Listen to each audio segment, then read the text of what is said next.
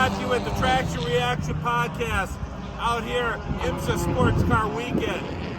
I've been coming here since 1983, and my first memory is at the Mitchell Bridge here, which is now gone, but they still call it the Mitchell Corner. And seeing that Red Lobster March, beautiful car. I think it was Kemper Miller was one of the drivers, and Power.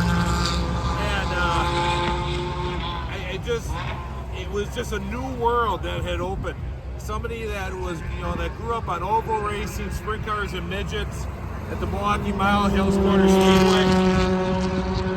Road America was just, it was a new world that opened up. It's been a love affair ever since.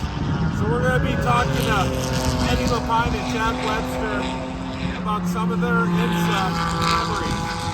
Let's go for a ride. We're Road America IMSA weekend. Heading over to 10-6, turn 6. We're going to talk to Jack Webster. And Eddie's been coming here since '82. You used to shoot for Midwest Racing News, didn't you? Yeah, and Speed Sport and Auto Racing Digest. And what are your first memories here?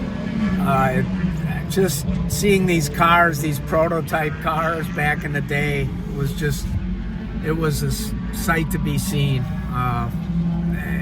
I was speechless to be able to see.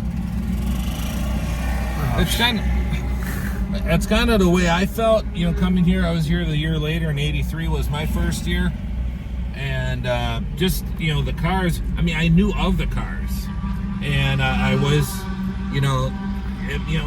kids our age, we were fans of all types of motorsport. It didn't care. We didn't care as long as it was racing, because there was there wasn't much on TV. It's not like today where you can find it online. You can go on YouTube. We can watch international races, from Germany, all day long if you want, or all night long. So it was certainly a different animal back then when it comes to media. So seeing these cars has opened up a new world. I knew of them. You'd see photos. 24 Hours Le Mans or Daytona. You kind of knew some of the bigger guys and whatnot.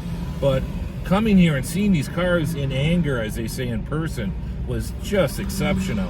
It really was. I remember, covering Formula One and IndyCar, and then coming to my first sports car race. And what I remember is just how the series embraced fans and the drivers. And here we are, fast forward 40 plus years, and it's grown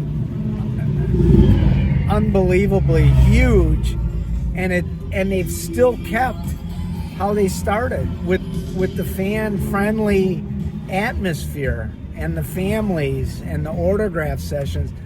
A lot different than NASCAR and a lot of other series where you're not allowed access to the cars and the drivers. But it was something about the prototype sports cars for me throughout the years that always kind of they're always my favorite. And back then, of course, you had the Porsche 962 was the car to have.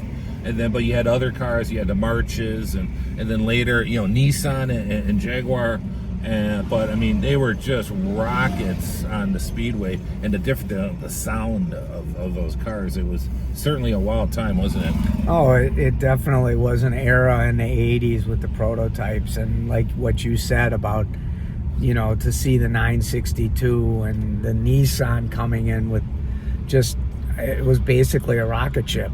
Yeah, and then '83, we'll post some photos too in the background here. That was the first year that Zach Speed Ford Mustang, and there was a lot of prep on that. You had Bobby Rahal coming in and Klaus Ludwig, and so you had the 06 Jochen Mass. Yeah, and just a lot of the drivers that would come in back then. You had Allenzer Jr. Bobby Rahal, just so it was a pretty cool deal seeing not only the top road racing stars, but you had a lot of IndyCar guys, crossing over too at that time. Definitely. And to this day, you're still seeing it, especially at Daytona and Sebring. You're seeing this crossover, and it's good for the fans, and it's good for the drivers. I'm a big component of that. I think the more seat time, especially if you're a young driver, you can get, the better. All right, we're here with Jack Webster, photographer extraordinaire at Turn 6. Tell us about this accident. Back in 1985, I was shooting pictures from Turn 6 back toward the bridge, and there was a little bit of lull in the action. I just stopped, and I'm walking back through the trees there, and I hear tires screech. I turn around just in time to see Jim Mullen's Coke 962 flying through the air, landed in the tree right over there at Turn 6. And we were talking about this just before I we think were recording. It's a taller tree. I think so It too. was a much shorter tree, and literally there were spectators right behind that area. And it's amazing nobody was hit. They probably did more damage to the car getting it out of the tree than it was done by being upside down in the tree.